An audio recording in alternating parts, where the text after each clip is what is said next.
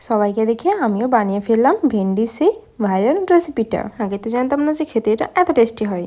আর এই রেসিপি বানানোর জন্য প্রথমে নিয়ে নিয়েছি ভেন্ডিগুলোকে ভালো করে ধুয়ে কেটে নিয়েছি। আর তার মধ্যে নুন, হলুদ, লঙ্কার গুঁড়ো আর একটু বেসন দিয়ে এটাকে ভালো করে মাখিয়ে নিতে হবে। এরপর একটা কড়াই নিয়ে নিচ্ছি পরিমাণ মতো তেল ভেন্ডিটাকে ভাজার জন্য।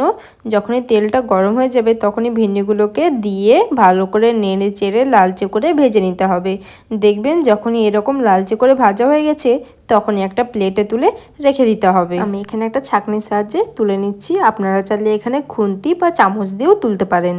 ভেন্ডিগুলোকে সুন্দর করে একটা প্লেটের মধ্যে তুলে রেখে দিলাম। এবার এদিকে একটা মশলা তৈরি করব, তার জন্য নিচ্ছি 1 চামচ পোস্ত, 1 চামচ কালো সর্ষে, কয়েকটা কাজু বাদাম, 2টো কাঁচা লঙ্কা আর একটু সামান্য জল দিয়ে এটাকে ভালো করে পেস্ট করে নিতে হবে। দেখুন এখানে আমার পেস্ট করা হয়ে গেছে। এবার ওই একই তেলে ফোড়নে দিচ্ছি কালো জিরে, 2টো শুকনো লঙ্কা আর দিচ্ছি পেঁয়াজ। এগুলোকে খুব ভালো করে নেড়ে চেড়ে লালচে করে ভেজে নিতে হবে। পেঁয়াজটা যখনই লালচে করে ভাজা হয়ে যাবে তখন এর মধ্যে টমেটো দিয়ে নুন, হলুদ, লঙ্কার গুঁড়ো, জিরের গুঁড়ো, ধনের গুঁড়ো দিয়ে মশলাটাকে ভালো করে একবার কষিয়ে তারপর যে আমরা পেস্টটা তৈরি করলাম সেই পেস্টটা এর মধ্যে দিয়ে দেব আর ওই মিক্সি ধুয়ে একটু জল দিয়ে দেব।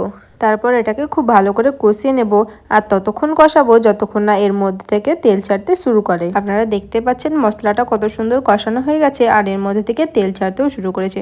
যখনই দেখবেন এরকম তেল ছাড়তে শুরু করেছে তখনই একটু স্বাদ ব্যালেন্স করার জন্য দিয়ে দেবেন একটু চিনি আর ভেজে রাখা ভিন্ডিগুলো দিয়ে সামান্য জল দিয়ে খুব ভালো করে কষিয়ে নিতে হবে। ভিন্ডিটা কিন্তু খুব ভালো করে কষিয়ে নিয়েছে আর এটা কিন্তু আমাদের একদম রেডি হয়ে গেছে।